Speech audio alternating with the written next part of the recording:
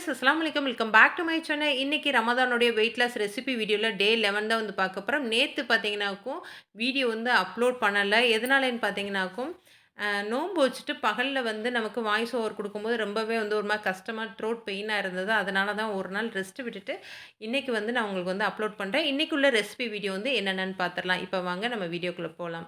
வீடியோக்குள்ளே போகிறதுக்கு முன்னாடி அனிஸ்னா கிச்சனை சப்ஸ்கிரைப் பண்ணாமல் இருக்கிறவங்க சப்ஸ்கிரைப் பண்ணி பக்கத்தில் இருக்க ஆளுன்ற பட்டனை கிளிக் பண்ணி வச்சுக்கோங்க. அப்போ தான் நான் போடுற ஒவ்வொரு வீடியோ உங்களுக்கு நோட்டிஃபிகேஷன் வரும். இப்போ வாங்க நம்ம வீடியோக்குள்ளே போகலாம். சஹருக்கு காலையில எந்திரிச்சோனே வந்து எப்பயும் போல வந்து ஹெர்பல் பிளாக் காஃபி தான் வந்து குடிச்சேன். இத குடிச்சு முடிச்சுட்டு வந்துட்டு, நேரா வந்து சஹர் சாப்பிடுற பள்ளிவாசலுக்கு போயாச்சு. அங்க வந்து இன்னைக்கு பார்த்தீங்கன்னாக்கும், பிரியாணி போட்டிருந்தாங்க. மட்டன் பிரியாணி, அதுக்கப்புறம் கத்தரிக்காய் தொக்கு மாரி சொல்லுவாங்கல்ல, அது வந்து போட்டிருந்தாங்க. அத சாப்பிட்டுட்டு அதுக்கப்புறம் வந்து வாழைப்பழம் சாப்பிட்டோம். கம்மியான குவான்டிட்டில பிரியாணி சாப்பிட்டுக்கலாம். ரொம்ப அதிகமா பிரியாணி சாப்பிட்றாதீங்க. ரொம்பவே வந்து கம்மியா சாப்பிட்டுக்கங்க. அப்பதான் வந்து நம்ம வெயிட் லாஸ் பண்ணும்போது ஈஸியா இருக்கும். நான் வந்து கொஞ்சமா சாப்பிட்டுட்டு, நெறைய வந்து தண்ணி குடிச்சுட்டேன். இந்த மாரி பிரியாணி சாப்பிட்ற டயத்துலலாம் வந்து நெறைய வந்து சுடு தண்ணி குடிங்க. அப்பதான் வந்து நமக்கு ஜீரணம் ஆகும். இதுக்கப்புறம் வந்து நாங்க சாப்பிட்டு நிய்யத்லாம் வச்சாச்சு அல்ஹம்துலில்லாஹ். இப்போ வந்து இஃப்தார் டயத்துக்காக பார்த்தீங்கன்னா, இன்னைக்கு வந்து ஃப்ரூட்ஸ் கஸ்டர்ட் தான் வந்து பண்ண போறேன். அதுக்காக வந்து 1 லிட்டர் அளவுக்கு பால் எடுத்திருக்கேன். பசும்பால் தான். இதில வந்து கொஞ்சம் கூட தண்ணி சேர்க்காம அடுப்புல வந்து காய்ச்சிட்டுருக்கேன். பாக்கெட் பால் அப்டின்னா, நம்ம எவ்வளோ தண்ணி ஊத்துனாலும் தெரியாது. இது பசும்பால் அப்டின்றதுனால வந்து நான் தண்ணி ஊத்தாம அப்படியே வந்து டைரக்ட்டா வந்து வச்சாச்சு. இது வந்து நல்லா கொதி வந்துட்டு இருக்கும்போதே வந்து சிம்ல வச்சுட்டு, இந்த சைடு வந்து ஒரு 50 எம்எல் அளவுக்கு வந்து நான் கூலிங்கான பால் எடுத்திருக்கேன். சூடான பால் எடுக்கக்கூடாது. நல்லா சில்லுன்னு இருக்க பால் எடுத்து அதில வந்து 50 கிராம் அளவுக்கு வந்து கஸ்டர்ட் பவுடர் வந்து இதில சேர்த்துட்டு நல்லா வந்து மிக்ஸ் பண்ணிக்கிறேன். நம்ம 1 லிட்டர் பால் அளவுக்கு பார்த்தீங்கன்னா, ஒரு 7லேருந்து 8 டேபிள் ஸ்பூன் அளவுக்கு வந்து நம்ம கஸ்டர்ட் பவுடர வந்து யூஸ் பண்ணணும். இத வந்து நல்லா வந்து கட்டிகள் இல்லாம வந்து மிக்ஸ் பண்ணிட்டு, இப்போ கொதிக்கிற பால்ல வந்து இந்த கஸ்டர்ட் பவுடர வந்து இதில ஊத்திரலாம். ஊத்திட்டு கைவிடாம வந்து கிளறிக்கிட்டே இருங்க. மீடியம் சிம்லயே வச்சுக்கோங்க. ரொம்ப ஹை ஃப்ளேம்ல வைக்கக்கூடாது. ஹை ஃப்ளேம்ல வச்சீங்கன்னாக்க கீழ வந்து அடி பிடிக்கிற மாரி இருக்கும். அதனால லோ ஃப்ளேம்லயே வச்சுட்டு நல்லா மிக்ஸ் பண்ணிக்கிட்டே இருக்கணும். இதுக்கப்புறம் வந்து சுகருக்காக வந்து மில்க் மெய்டு வந்து நான் கிட்டத்தட்ட வந்து ஒரு 1/2 டப்பா அளவுக்கு வந்து நான் ஊத்திட்டேன். இது வந்து ஃப்ளேவருக்காக மட்டும் தான். நான் வந்து நார்மல் சுகரும் வந்து ஒயிட் சுகரும் வந்து கிட்டத்தட்ட ஒரு 7லேருந்து 8 டேபிள் ஸ்பூன் அளவுக்கு வந்து நான் சேர்த்துக்கிட்டேன். உங்களுக்கு சுகரோட அளவு வந்து எந்த அளவுக்கு தேவைப்படுதோ, அந்த அளவுக்கு வந்து நீங்க சேர்த்துக்கலாம். இப்ப இது எல்லாத்தையும் சேர்த்துட்டு நல்லா வந்து மிக்ஸ் பண்ணி விட்டுக்கோங்க. கலர் பாருங்க, இப்பயே வந்து நல்லா உங்களுக்கு வந்து எல்லோ கலர்ல வந்து மாற ஆரம்பிச்சுருச்சு. இந்த அளவுக்கு வந்து ஓரளவுக்கு கெட்டியா இருந்தாவே போதும். ரொம்ப வந்து கெட்டியெல்லாம் வர வேணாம். இந்த அளவுக்கு இருந்தா போதும். இப்ப அடுப்ப ஆஃப் பண்ணிட்டு, இத வந்து நல்லா ஆற வச்சிரலாம். ஆறுனதுக்கப்புறம் வந்து நம்ம ஃப்ரூட்ஸ் எல்லாம் சேர்க்கணும். இது ஆறுறதுக்குள்ளயே பார்த்தீங்கன்னா, நம்ம ஃப்ரூட்ஸ் எல்லாம் கட் பண்ணிட்டு வந்துரலாம். நான் இன்னைக்கு பார்த்தீங்கன்னா, சீடு இல்லாத வந்து பிளாக் கிரேப்ஸ் எடுத்திருக்கேன். அத குட்டி குட்டியா வந்து கட் பண்ணியாச்சு. இதுக்கப்புறம் வந்து ஆப்பிள் கட் பண்ணி தோல் ரிமூவ் பண்ணாம வந்து குட்டி குட்டியா வந்து கட் பண்ணி அதையும் எடுத்து வச்சுக்கலாம். இது கூடவே வந்து கொஞ்சமா வந்து மாதுளம்பழமும் ஒரு பழத்த வந்து உரிச்சு வச்சுக்கிட்டேன். நீங்க வேற என்னென்ன ஃப்ரூட்ஸ் போடலான்னு பார்த்தீங்கன்னாக்கும், வாழைப்பழம், அது கூட பார்த்தீங்கன்னாக்கும் ஸ்ட்ராபெர்ரி, தண்ணிப்பழம் இந்த மாரி வந்து விதவிதமான உங்களுக்கு என்ன பிடிக்குதோ அந்த பழங்கள்லாம் சேர்த்துக்கலாம். சேர்த்துட்டு நல்லா மிக்ஸ் பண்ணி வச்சா போதும். இப்போ வந்து நான் மாதுளம்பழத்தெல்லாம் வந்து நல்லா உரிச்சு தனியா எடுத்து வச்சுட்டேன். இதுக்குள்ள பார்த்தீங்கன்னாக்கும் நமக்கு அந்த கஸ்டர்டு இது பால் வந்து ரெடி ஆயிருச்சு. ஆறுனதுக்கப்புறம் ஃப்ரூட்ஸ் எல்லாத்தையும் சேர்த்துக்கலாம். சுட சுட வந்து சேர்த்துறாதீங்க. அப்புறம் வந்து பழம் வந்து ஒரு மாரி கனிஞ்ச மாரி ஆயிரும்.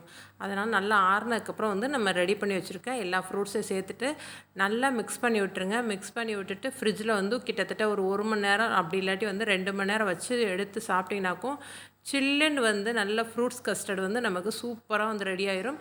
இதோட ஃப்ளேவர் பார்த்தீங்கன்னா, நமக்கு ஐஸ்கிரீம் டேஸ்ட்டு அப்படியே இருக்கும். இதுக்கப்புறம் இஃப்தாருக்கு பார்த்தீங்கன்னா, நமக்கு நோம்பு கஞ்சி வந்து எடுத்துகிட்டு வந்தாச்சு. இது கூட வந்து வடை, அப்புறம் நட்ஸு, பேரிச்சம்பழம், நம்ம வந்து ஃப்ரூட்ஸ் கஸ்டர்டு வந்து செஞ்சது, அதை எல்லாத்தையுமே வந்து எடுத்து வச்சாச்சு. இத தான் வந்து இன்றைக்கி எங்கள் வீட்டில் வந்து நோன்பு திறக்கிறதுக்கு நாங்கள் ரெடி பண்ணியிருந்தது. அல்ஹம்துலில்லாஹ் இதை வச்சு நோன்பு திறந்தாச்சு. இதுக்கப்புறம் வந்து ஒரு 2 மணி நேரம் ரெஸ்ட் எடுத்துட்டு, அதுக்கப்புறம் வந்து நைட் டிஃபன் பண்ணுறதுக்காக கிச்சனுக்குள்ளே வந்தாச்சு. இன்றைக்கி வெயிட் லாஸ் ரெசிப்பியில் வந்து நைட் டின்னருக்கு வந்து காலிஃப்ளவர் கிரேவி தான் வந்து ரெடி பண்ண போகிறேன். ஒரு காலிஃப்ளவர் சின்ன காலிஃப்ளவரை வந்து குட்டி குட்டியாக கட் பண்ணிவிட்டு 1 லிட்டர் தண்ணி, கொஞ்சமாக உப்பு, மஞ்சள்தூள் போட்டு நல்லா கொதிக்க வச்சுருங்க. அந்த தண்ணியில் கொதித்த தண்ணியில் வந்து இந்த காலிஃப்ளவரை போட்டு ஒரு 2லேருந்து 3 நிமிஷம் போட்டுட்டு அப்படியே வந்து தண்ணி இல்லாமல் வடிகட்டி எடுத்துக்கலாம். இதுக்கப்புறம் வந்து இதுக்கு ஒரு மசாலா அரைக்கணும்.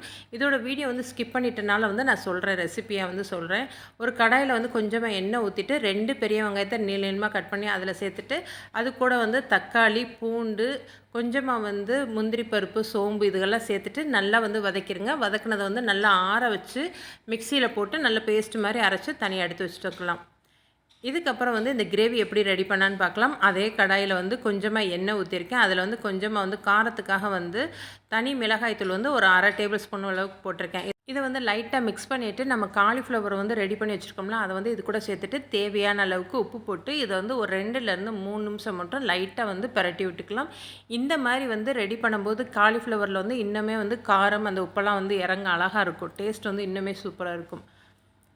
இப்போ வந்து லைட்டா வந்து வதக்கியாச்சு. இத வந்து தனியா எடுத்து ஒரு பிளேட்டுக்கு மாத்திக்கலாம். இதுக்கப்புறம் அதே கடாயில வந்து கொஞ்சமா வந்து எண்ணெய் ஊத்திக்கங்க. 2லேருந்து 3 டேபிள் ஸ்பூன் அளவுக்கு எண்ணெய் ஊத்திட்டு, பிரியாணி இலை அது போல வந்து காஷ்மீரி சில்லி கொஞ்சமா போட்டு இந்த எண்ணெயிலேயே வந்து லைட்டா வந்து மிக்ஸ் பண்ணி விட்டுட்டு, நம்ம வந்து மசாலா அரைச்சு வச்சிருந்தோம்ல, இதில சேர்த்துருங்க. சேர்த்துட்டு வந்து நல்லா மிக்ஸ் பண்ணிக்கலாம். இதோட பச்சை வாசனை போற அளவுக்கு வந்து லைட்டா மிக்ஸ் பண்ணிட்டு, தேவையான அளவுக்கு தண்ணி, இதில வந்து கொஞ்சமா வந்து மசாலா ஐட்டங்கள்லாம் சேர்த்துக்கலாம். கொஞ்சம் ஒரு 3 டேபிள் ஸ்பூன் அளவுக்கு மல்லித்தூள், 1 டேபிள் ஸ்பூன் அளவுக்கு ஜீரகத்தூள், 1 டேபிள் ஸ்பூன் அளவுக்கு கரம் மசாலா இருந்தா கரம் மசாலா சேர்த்துக்கங்க. அப்படி இல்லாட்டி பிரியாணி மசாலா வந்து 1 டேபிள் ஸ்பூன் அளவுக்கு சேர்த்திங்கன்னா, டேஸ்ட் வந்து சூப்பரா இருக்கும். இப்போ இந்த மசாலா எல்லாம் நல்லா கொதிச்சதுக்கப்புறம் வந்து, நம்ம அந்த காலிஃப்ளவர் ரெடி பண்ணி வச்சுருக்கத வந்து இது கூட சேர்த்துடலாம். சேர்த்துட்டு அதுக்கு தேவையான அதாவது இந்த கிரேவிக்கு தேவையான அளவுக்கு உப்பு சேர்த்துட்டு, நல்லா வந்து மிக்ஸ் பண்ணி விட்டுட்டு 2லேருந்து 3 நிமிஷம் வந்து நல்லா மூடி போட்டு மீடியம் சிம்மிலே வச்சு நல்லா கொதிக்க விடுங்க. கொதிக்க வச்சிங்கனாக்கா சூப்பரான காலிஃப்ளவர் கிரேவி வந்து நமக்கு பன்னீர் பட்டர் மசாலா மாரியே அந்த கிரேவி இருக்கும். அவ்வளோ டேஸ்ட்டாக சூப்பராக இருக்கும். ஃபைனலாக வந்து கஸ்தூரி மேத்தி போட்டுட்டு கொஞ்சமாக வந்து ஒரு 1/2 டேபிள் ஸ்பூன் அளவுக்கு வந்து பட்டர் வந்து சேர்த்துட்டு மூடி போட்டுருங்க. அதுக்கப்புறம் ஒரு 10 நிமிஷம் கழிச்சு வந்து நீங்கள் சர்வ் பண்ணிங்கன்னா சூப்பரான டேஸ்ட்டில் காலிஃப்ளவர் கிரேவி ரெடி ஆயிரும். இதுக்கு மெயின் டிஷ்ஷாக பார்த்தீங்கன்னா, இன்றைக்கி நான் ஒரு சப்பாத்தி தான் எடுத்திருக்கேன். நான் வந்து எண்ணெய் எதுவுமே ஆட் பண்ணாமல் வெறும் சப்பாத்தியை தோசைக்கல்லில் போட்டுட்டு லைட்டாக வந்து சூடு பண்ணி வந்து நான் எடுத்துக்க போகிறேன். இதுக்கு மேலே கீ வேணால் நீங்கள் கீ அப்ளை பண்ணிக்கலாம். இன்றைக்கி நைட்டு டின்னருக்கு பார்த்தீங்கன்னா, ஒரு சப்பாத்தி நான் காலிஃப்ளவர் கிரேவியை வச்சு ஃபினிஷ் பண்ணியாச்சு. இந்த ரெசிபியெல்லாம் உங்களுக்கு பிடிச்சிருந்தது அப்படின்னா, இந்த வீடியோக்கு லைக் பண்ணி, ஷேர் பண்ணி, கமெண்ட் பண்ணுங்கள். மறக்காமல் அனிஸ்னா கிச்சனுக்கு சப்ஸ்கிரைப் பண்ணி வச்சுக்கோங்க. ஓகே ஃப்ரெண்ட்ஸ், நெக்ஸ்ட்டு ஒரு வீடியோவில் பார்க்கலாம். Okay bye.